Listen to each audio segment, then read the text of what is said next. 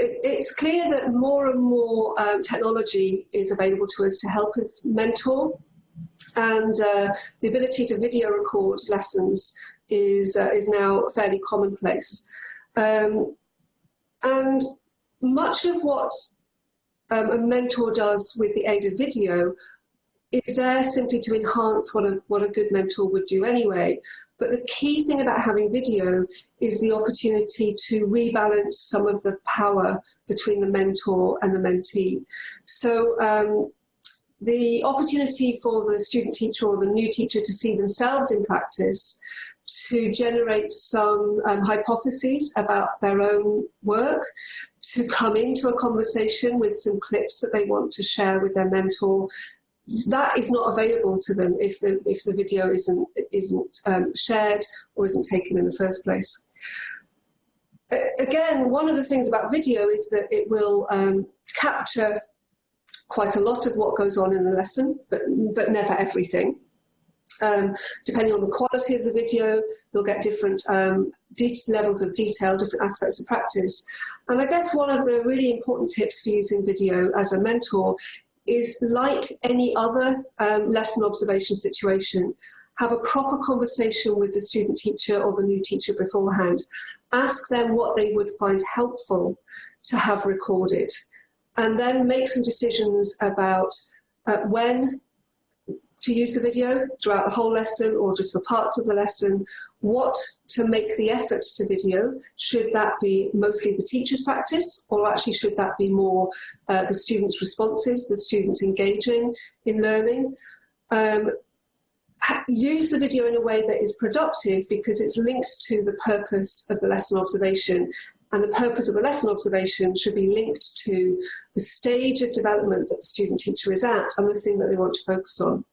The good thing about using video then is that you are able to do some fairly obvious things. You can replay snippets of the lesson, keep looking for the detail. You can, for example, discover what it is that created a cycle where the student teacher felt more confident, where they felt that their sequence of questions was flowing well, for example. You can start to look back and identify what happened just before that incident that you were pleased about, and can you do anything to recreate that situation in future lessons.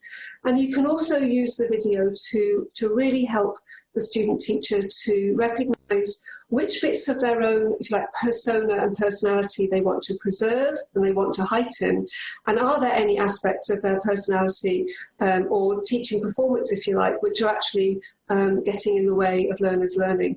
And a really simple example for that, I remember the first year I had student teachers using video. A very confident, well, seemingly very confident student teacher, a young man, he watched himself teaching and was utterly dumbstruck by the number of times he said, okay. And he recognised that within about 5 minutes, he'd said, okay, 50 times. And what he also realised was that the kids were counting too, and that was becoming the distraction. Now, it's a trivial example, but because he became aware of that, the student teacher decided to work really hard on the quality of his instructions and explanations and iron out some of his natural conversational tendencies, which was so much him, but were also actually a bit of a hindrance to learning.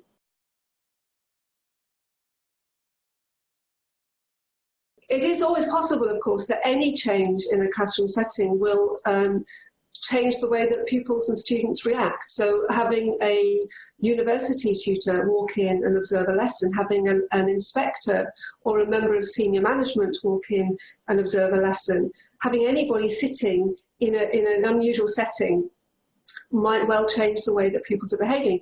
But then so might almost anything that the teacher does.